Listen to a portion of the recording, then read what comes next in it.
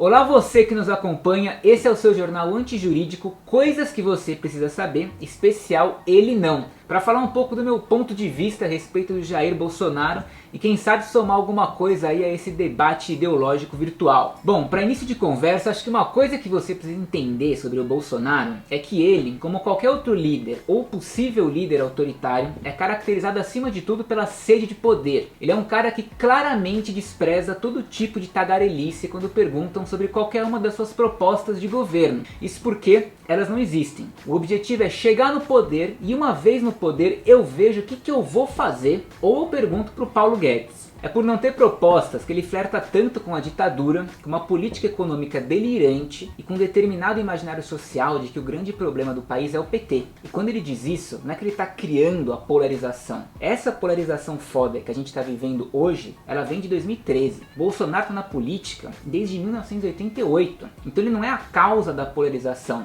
ele é um sintoma, ele é um belo de um sintoma. E tudo que ele está fazendo é transformar em capital político todos esses ressentimentos, medos e revoltas que já existem em determinados setores da população. É por isso que ele cria tanto escarcéu e polêmica com pautas morais que envolvem sexualidade, população LGBT, drogas, feminismo e etc. Ele sempre ganha popularidade nesse tipo de confronto, trazendo um discurso moralista e salvacionista que reduz tudo a formulações sem qualquer tipo de embasamento. Para ser o porta-voz disso tudo, Bolsonaro não se apresenta como um político, apesar de estar na política há 30 anos. Ele se diz um outsider, o que é uma ideia muito velha. Desde a Grécia Antiga, que políticos desqualificam outros políticos apresentando a si mesmos como não políticos.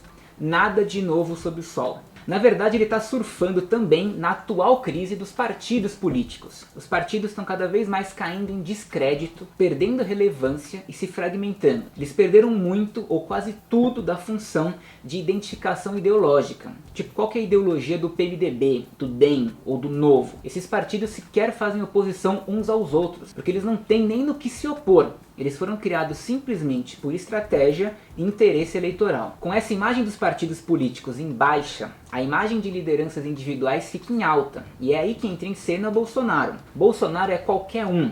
Ele podia ser qualquer um que desse voz a valores autoritários, machistas, racistas ou homofóbicos. Ele é um funcionário desse populismo da extrema-direita que é abertamente fascista. Então ele usa todo tipo de apelo emocional para colocar a culpa de seja lá o que for no outro. Xinga o imigrante, xinga o gay, o negro, comunista, esquerdista, petista, mulher, morador de rua, sem teto, sem terra, usuário de droga, bate tudo isso no liquidificador e tá lá o grande problema a ser combatido. Só que essa mistureba de coisas que é o outro, ela é tão variada e heterogênea que os argumentos políticos contra eles acabam sendo sempre meio toscos, confusos, contraditórios e até mesmo infantis. É por isso que é um apelo tão grande para os sentimentos. Aí ele fala de Deus, da família, da moral e tudo cai num enorme senso comum meio obscuro que, por incrível que pareça, agrada os ouvidos dos seus eleitores. A história sempre deu algumas dicas pra gente ficar ligado quando que um líder autoritário pode estar surgindo.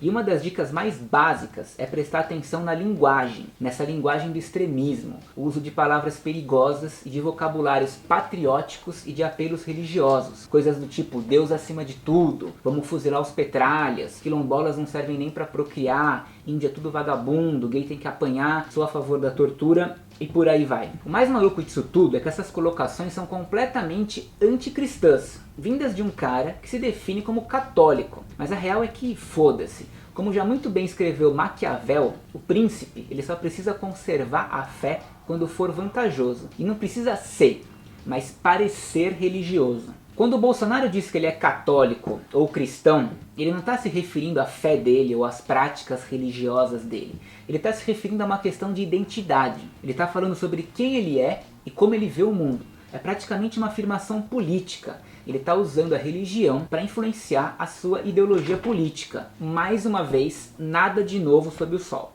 Essas declarações absurdas que ele dá servem a um propósito muito claro, que é trazer um discurso extremo para o centro da sociedade, fazendo com que cada vez menos se torne tabu defender posições de extrema direita. Ele fica o tempo todo dando essas declarações radicais para ficar forçando na sua cabeça a fronteira do que pode ser dito. Daí sempre que ele é confrontado pelo que ele disse, o que ele faz? Ou ele desmente, ou ele diz que foi mal interpretado, ou que usou apenas figuras de linguagem. Mas aí já é tarde demais, porque o limite do que pode ser dito já foi ultrapassado e normalizado. E esse discurso só foi normalizado porque saiu da boca do Bolsonaro. Se você pegar qualquer declaração absurda dele e colocar na boca do Ciro, do Haddad, do Alckmin, seria o fim da eleição para qualquer um deles. O Boulos então ia ser preso em flagrante se falasse que gay tem que apanhar. Para encurtar a história, o resumo da ópera é o seguinte: Bolsonaro é um cara com uma obsessão a respeito do declínio moral da sociedade. E sobre isso ele surfa essa onda fascista que sempre existiu. No Brasil,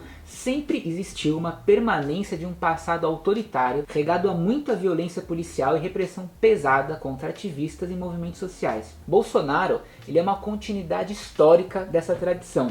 Eu digo continuidade porque o Brasil sempre foi muito violento. É que a gente passa um pano gigante para isso. O Brasil se desenvolveu em meio a guerras civis que a gente nunca reconheceu, ou reconheceu na escola, mas com outros nomes, tipo cabanagem, sabinada, balaiada, revolta não sei das quantas, revolução farroupilha, movimento sei lá o que. A gente nunca fala que a nossa história é de guerra, guerra civil, de morte, de escravidão, de genocídio. Aqui é a lei do mais forte. Se as coisas fossem ditas como elas realmente aconteceram, esses discursos do Bolsonaro não seriam banalizados. Pelo contrário, quando ele falasse esse tipo de merda, ia acender uma luz vermelha na cabeça de todo mundo na mesma hora. Outra coisa que precisa ser levada em consideração é o seguinte: a ascensão do Bolsonaro faz parte de uma parada global, que vem com a saída do Reino Unido da União Europeia, que vem com a vitória do Trump, que vem com as guinadas autoritárias na Turquia e na Hungria, com a conquista de mais assentos da extrema direita nos congressos da França, Holanda, Alemanha e Áustria, e isso sem contar as reviravoltas nas trajetórias democráticas da Angola, Geórgia, Macedônia, México, Filipinas e África do Sul. Então é o seguinte, o Brasil ele faz parte do planeta Terra, então a gente sente e sofre os efeitos aqui dessas coisas. De 2016 para 2017, nenhum país conseguiu melhorar a pontuação média do índice de democracia global. Já faz 12 anos consecutivos que países com históricos democráticos vêm sofrendo todos os tipos de baixos e retrocessos. E você ainda precisa somar a tudo isso a crise econômica, que é um cenário ideal. Hoje já tem pesquisas mundo afora que comprovam que os votos da extrema direita estão ligados a pessoas que sofreram com políticas neoliberais e cortes de gastos públicos. Os partidos populistas e os líderes autoritários, eles têm em média 2 vezes mais sucesso após uma crise econômica do que antes de uma crise econômica. Qualquer recessão serve de catalisador para essas figuras autoritárias como Bolsonaro, que se alimentam antes de mais nada do medo das pessoas. Mais uma vez, nada de novo sob o sol. Então é isso, meu povo, eu não quero aqui chover no molhado sobre todos os retrocessos que a eventual eleição do Bolsonaro representariam para o Brasil. Tanto no sentido do apoio que ele faz à ditadura, apologia à violência, intolerância, sugestões de menor participação social nos processos políticos, enfim. Ganhando ou não, o discurso dele vai continuar, porque toda a visibilidade que ele conseguiu vai manter mobilizado e radicalizado os ânimos dos seus seguidores. Mas o que eu queria passar para vocês é essencialmente esse contexto nacional, internacional, histórico e de influências econômicas que fizeram a gente chegar até esse estado da arte que a gente está hoje. No mais, vídeo novo semana que vem.